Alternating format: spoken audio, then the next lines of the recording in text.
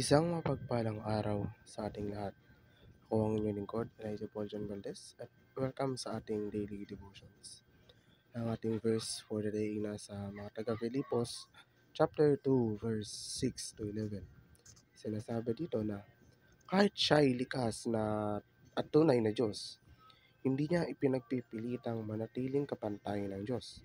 Sa halip, kusa niyang hinubad ang kanyang pagiging kapantay ng Diyos at naging katulad ng isang alipin. Ipinanganak siyang tulad ng karaniwang tao, at nang si Kristo ay maging tao, nagpakumbaba siya at naging masunurin hanggang kamatayan, maging ito man ay kamatayan sa krus. At dahil dito, siya ay lubusang itinaas ng Diyos at iminigay sa kanya ang pangalang higit sa lahat ng pangalan. Sa gayon, sa pangalan ni Jesus ay luluhod at magpupuri ang lahat ng nasa langit, nasa lupa at nasa ilalim ng lupa. At para sa ikalulahati ng Diyos Ama, ang lahat ay magpapahayag na si Kristo ang Panginoon. Ang muling pagkabuhay ni Kristo ay nagpapakita ng kanyang tagumpay laban sa kasalanan at kamatayan, nag-aalok ng pag-asa ng buhay na walang hanggan, at isang hinaharap na muling pagkabuhay para sa mga mananampalataya.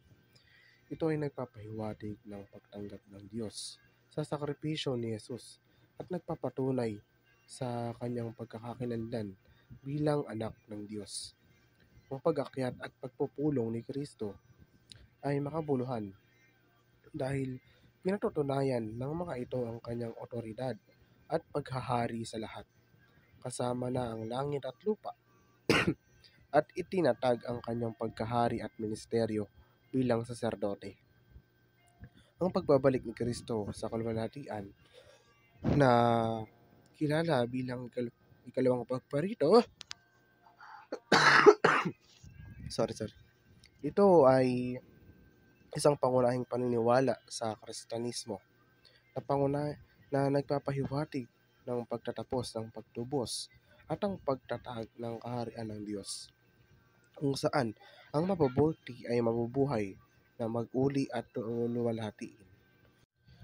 Ang pagsasaya sa tagumpay ng Diyos ay nagdaragdag sa iyong pagtitiwala sa kanyang mga pangako at plano. Ito ay humahantong sa isang pinalakas na pananampalataya. Ang pagdiriwang sa ginawa ng Diyos ay magpapalago ng iyong paniniwala sa kanyang kaharian, sa kanyang kapangyarihan. Ang paniniwalang ito ay nagdudulot ng kagalakan at kapayapaan sa iyong paglalakbay.